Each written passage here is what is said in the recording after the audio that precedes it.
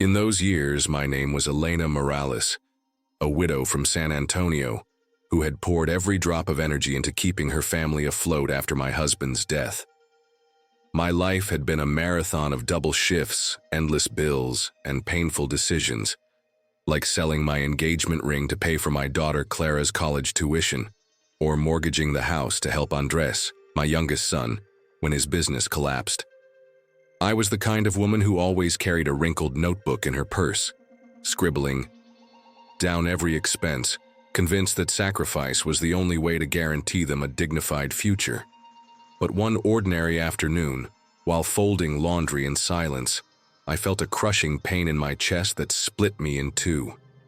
The next thing I remember was the cold electricity of the defibrillators pulling me back to life, and a doctor shouting at me to stay with them.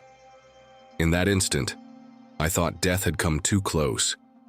But what I didn't yet realize was that the real death waiting for me would not be physical, but emotional. I woke up in the intensive care unit, my body tethered to tubes and monitors, my chest burning, while a metallic beeping mocked my fragility. I clung to the naive hope of a mother, expecting to see Clara or Andres on the other side of the glass, maybe with a bouquet of flowers, a worried glance, or at least the words, "Mom, we're here." What I found instead was a folded scrap of paper left on the bedside table, the handwriting rushed as if scribbled in an airport. "We're gone for 10 days. Hope you're better when we return." No phone call, no embrace, no promise.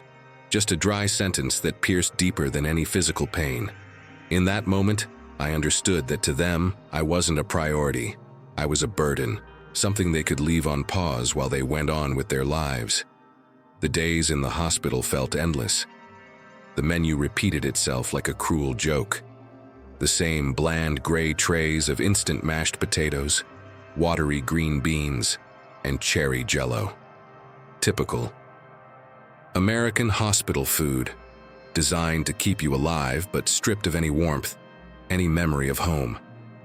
As I pushed the plastic fork around the tray, I couldn't stop remembering the Sundays of years gone by, when the house filled with the smell of cinnamon and baked apple pie cooling on the counter.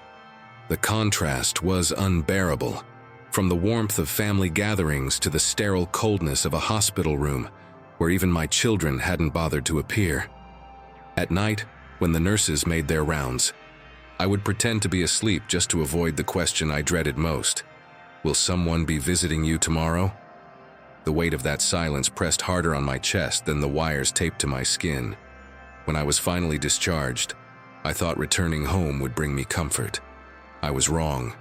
The first thing I noticed was the front yard, once filled with rose bushes I had tended for years, and the American flag that proudly waved on the porch every 4th of July, now stood bare.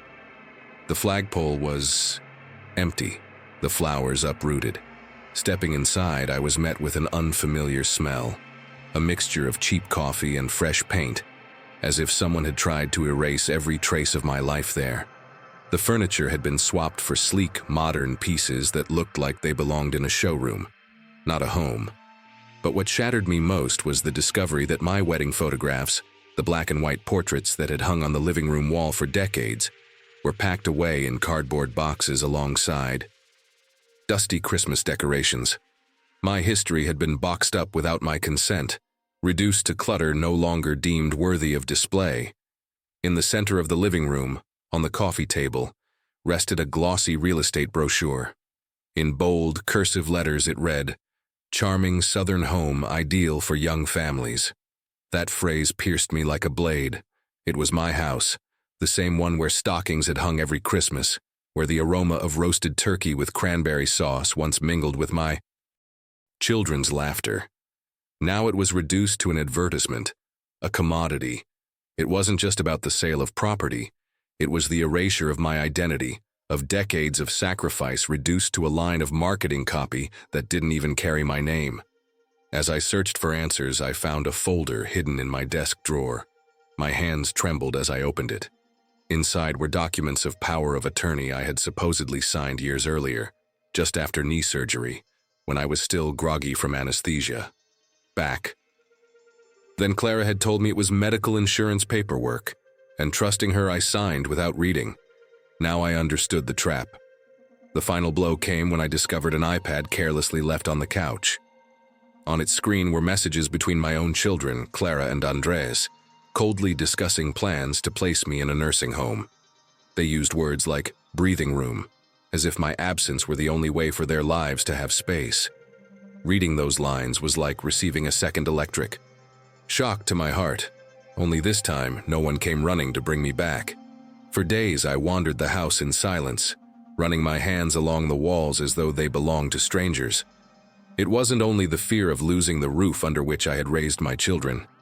It was the crushing certainty that everything I had given them had been turned into a cold transaction.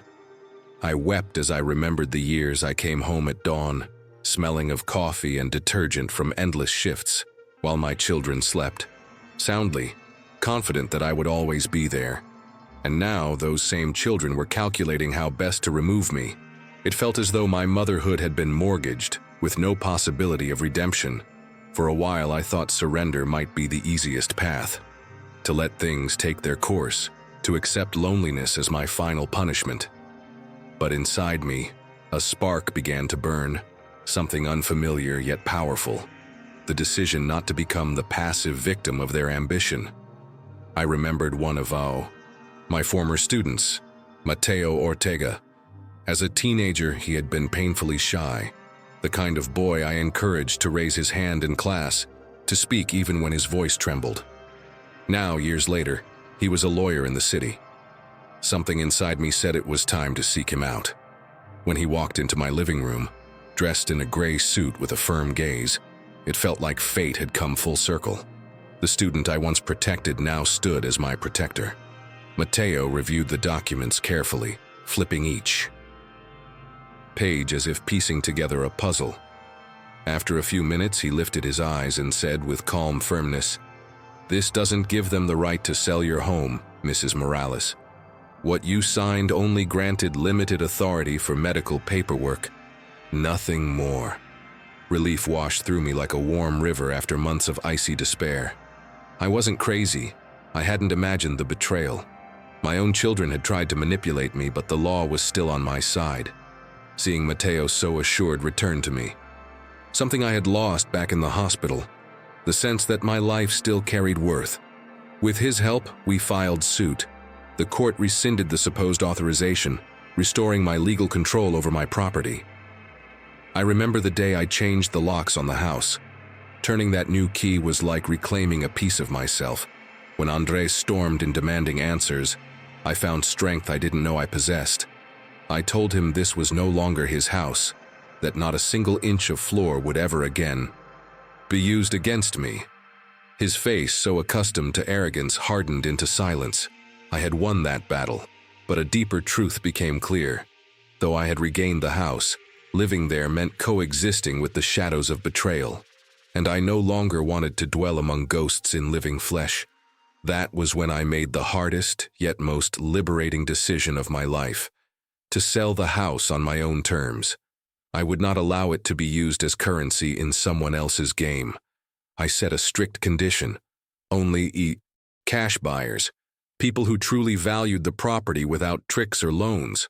When I signed the contract of sale, I didn't feel as though I was losing a home. Instead, I felt I was closing a chapter that had long been poisoned. With the money, I closed all joint accounts and opened new ones under a different name, Nora Williams. It was the name of my grandmother, a woman who had survived the Great Depression and who had always inspired me with her stories of resilience.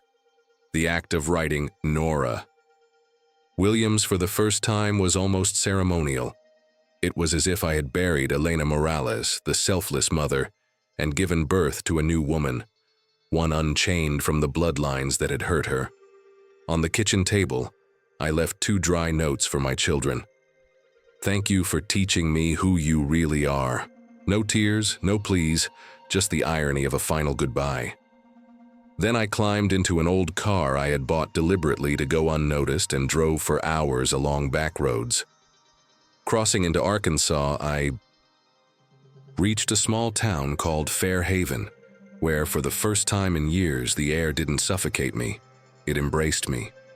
In Fair Haven, I introduced myself as a retired widow in search of peace. Nobody knew my past, and that ignorance became my unexpected salvation. I found refuge in the local library, a small brick building filled with the smell of aged paper and polished wood. I volunteered there, and between dusty shelves and the quiet companionship of books, I began to rebuild a symbolic home. Each book I placed back in its spot felt like a fragment of my life finally being restored. I was no longer the betrayed mother, but an anonymous woman who could choose who deserved a place in her world. It was there that I met Claire, a single mother working long hours at the local diner, and her son Ethan, an 8-year-old boy with freckles and an energy that seemed endless. Ethan started calling me Grandma Nora without my asking, and that simple gesture melted something deep inside. In contrast to my own children, who saw me as a burden, this little boy offered affection with no strings attached. We spent long afternoons reading illustrated stories, and in his laughter I found a balm no medicine could provide. For the first time in many years, I felt that love could be born without blood, without debts, without hidden agendas. My bond with Claire and Ethan grew naturally, like a plant taking root in fertile soil. Claire, exhausted but always with a kind smile, reminded me of the hard-working women I had known in my youth, those who carried the weight of the world on their shoulders and still found time to prepare Sunday dinners of homemade meatloaf or fried chicken. She invited me to her table often, where we shared simple meals of mashed potatoes, collard greens, cornbread, and sweet tea. Those meals filled more than just my stomach. They filled my heart. In that warmth, I finally understood the meaning of a chosen family. It wasn't about bloodlines, but about presence, respect, and genuine care. But that calm was shattered suddenly on Ethan's 8th birthday. Claire had organized a small party in the backyard, with colorful balloons, a homemade chocolate cake, and neighbors arriving with plates of macaroni and cheese. I was there helping to pour lemonade, feeling part of something whole again, when one of the guests pulled out his phone and recorded us singing Happy Birthday. None of us thought twice about it, but that video posted online hours later inexplicably went viral. Someone recognized my face, linking it to old news articles about my disappearance. Overnight, the internet gave me a name, the phantom grandmother of Fair Haven. Within days, my face was everywhere, from local posts to national forums debating whether I was a brave woman who had escaped a toxic family or a cruel mother who had abandoned her children. The comments were a whirlwind. Some people wrote things like, "How courageous to start over at her age," while others branded me selfish and heartless. It felt like living inside a courtroom where no one knew the full truth, but everyone felt entitled to judge. The worst part wasn't the strangers' opinions, but the certainty that Clara and Andres had also seen the headlines. It didn't take long for them to find me. One afternoon, as I stepped out of the library, I saw Clara standing in front of me. She looked different, her makeup smudged, her once arrogant posture replaced with exhaustion and a kind of pleading I had never seen in her before. She called me Mom in a frail voice I barely recognized. I took a deep breath and answered calmly, "I already had my funeral, and you weren't there." The words came out sharp and steady, like a knife honed silently for years. Clara tried to justify herself, saying she couldn't bear to see me weak. That fear had made her run, but I was no longer willing to accept excuses disguised as love. Days later, I received a letter from Andres. Inside was a wrinkled note I had written myself back in the ICU, when I thought I might not survive. It read, "If I don't wake up, forgive me for my mistakes, and remember that I love you." Alongside that fragile reminder of my vulnerability, Andres had scribbled his own words. "I'm sorry, Mom. I thought Clara would take care of everything. I hid because I didn't know how to face your pain."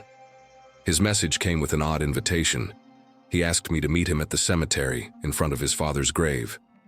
I accepted, though my heart clenched at the thought. When I arrived, Andres was already there, his eyes swollen, his face drawn with regret. He knelt by the headstone and began to cry in a way I hadn't seen since he was a boy. He begged for reconciliation, telling me there was still time to rebuild what was left of our family. I looked at him steadily and, with a calmness that surprised even me, replied, "That part of me, Andres, you buried long ago. The only thing that remains here is the memory of your father, not of our relationship." The setting could not have been more symbolic. Among the markers of death, I confirmed that the bond with my children was gone as well. I returned to Fairhaven carrying a strange mixture of relief and grief. That conversation in the cemetery was the definitive closing of a wound that no longer bled, but had left its scar.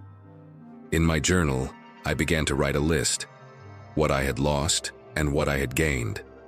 I lost the house in San Antonio, the Morales name, and the illusion of grateful children. I gained peace, Claire and Ethan, and above all, my dignity.